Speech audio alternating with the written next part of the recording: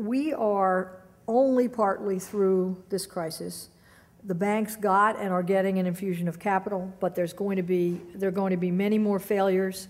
There are going to be more takeovers. We need to address the problem of mortgages themselves, and that presents a highly complex and difficult set of choices. There are going to be very significant changes in the regulatory structure. For example, you see investment banks becoming bank holding companies. That comes with all kinds of regulatory implications, from deleveraging to the effect on compensation practices. When you have the American people providing money, that money is going to come with strings attached. And some of the strings are written in the law and in regulation, and some of the strings are going to come up after the fact. That is, you take the money, and later you find out that a political reality is dictating a string that was nowhere discussed when the money was given out. And you're seeing that now in the discussion of compensation. We're going to see, I think, help for the industrial sector. You certainly hear this in the discussion about the auto industry. We're going to see failures of the private equity investments that can't get refinancing. I don't need to tell this group that. We're going to see who steps up and who doesn't. We're going to see an impact on hedge funds. And then we're going to have what I would call a regulatory melee, where you have kind of twin challenges. On the one hand, we're going to look for every way that there is systemic risk and try to figure out somebody who has responsibility for regulating that systemic risk. And on the other hand, we don't want to do anything that undermines innovation and growth.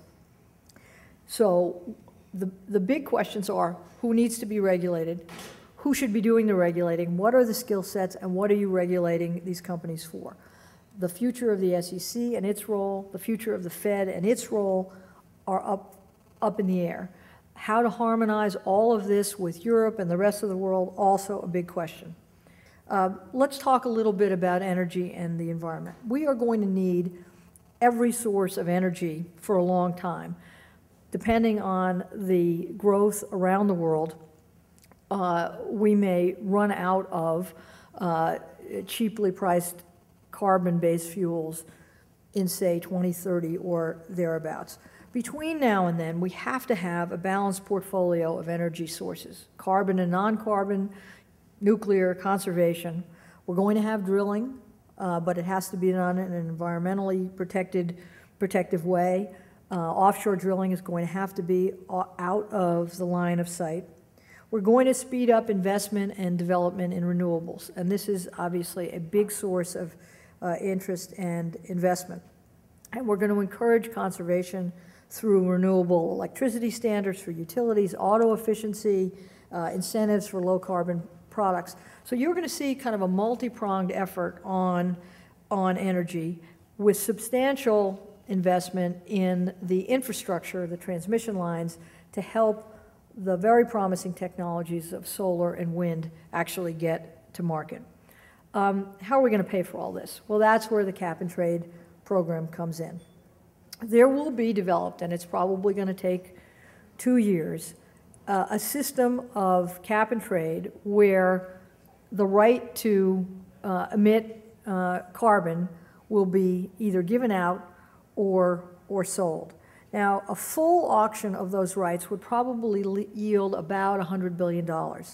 And the division of that among investments in infrastructure, R&D, rebates to help consumers, and giving away some of those allocations, that's where the conversation is going to go. And if you're thinking of or involved in an investment in that area, that's what you have to keep your eye on, is the structure of that plan. This should produce millions of jobs if it's done right, and that's how you hear Barack Obama talking about this.